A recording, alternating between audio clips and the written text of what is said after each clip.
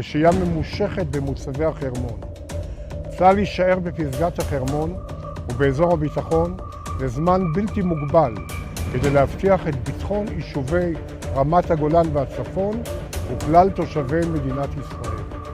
לא נחזור למציאות של 7 באוקטובר ולא נהיה תלויים באחרים להגנתנו, כאן ובכל מקום אחר.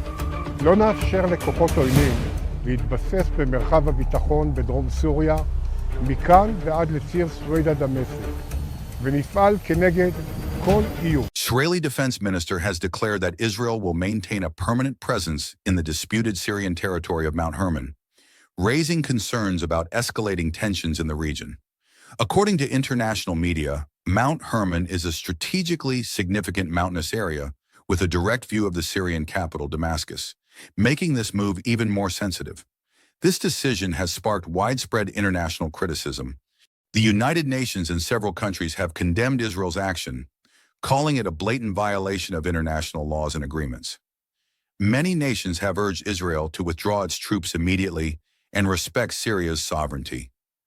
Diplomatic experts warn that this move could further intensify existing tensions in the region and potentially trigger a new crisis in the Middle East.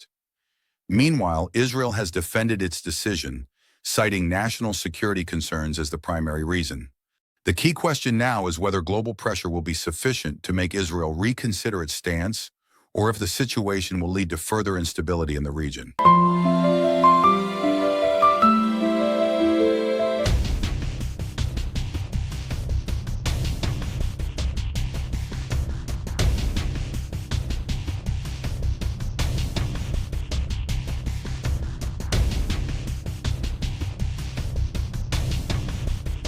Russian media has reported that Ukraine attempted to target a nuclear power plant in Smolensk using drones, but the Russian Air Force successfully intercepted and neutralized the threat. According to officials, several civilian installations in the region have come under Ukrainian drone attacks, with the nuclear power plant also being a key target. However, Russia's advanced air defense and electronic warfare systems have been actively thwarting these threats. Smolensk Governor Vasily Anokin stated that Ukraine's continued attempts to strike Russian infrastructure pose a serious security risk. The situation has further escalated tensions between the two nations, raising global concerns over the safety of nuclear facilities amid ongoing conflict.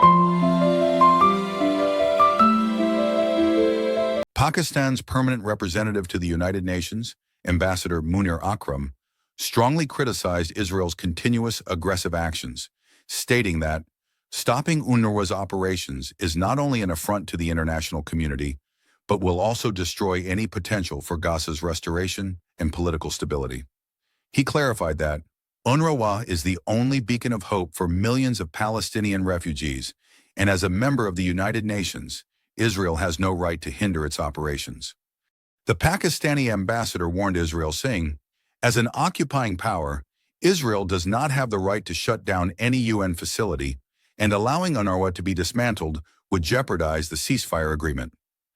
Ambassador Munir Akram urged the international community to take a firm stance against Israeli obstructions and ensure the complete withdrawal of Israeli forces from Gaza and the immediate provision of humanitarian aid to the Palestinians.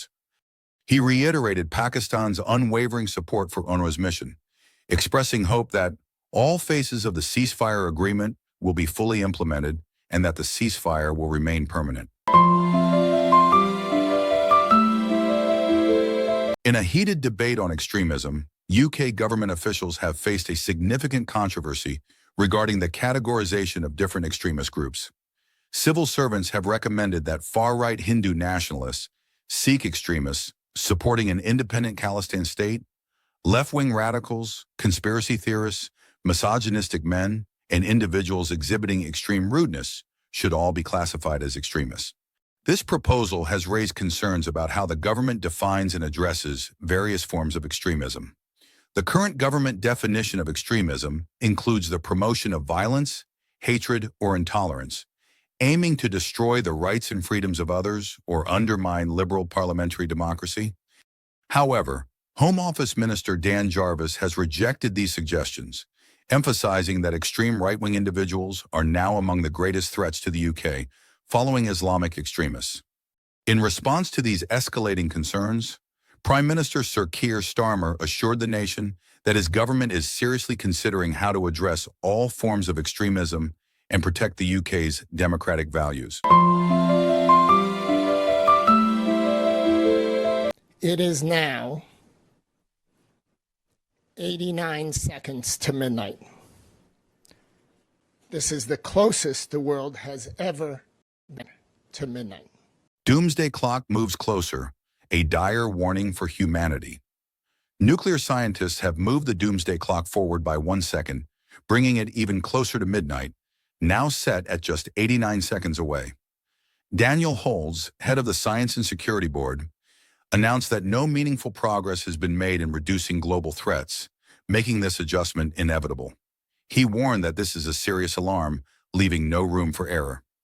According to media reports, this is the first time the doomsday clock has reached such a dangerously close position, signaling escalating global conflicts, nuclear threats, and environmental crises.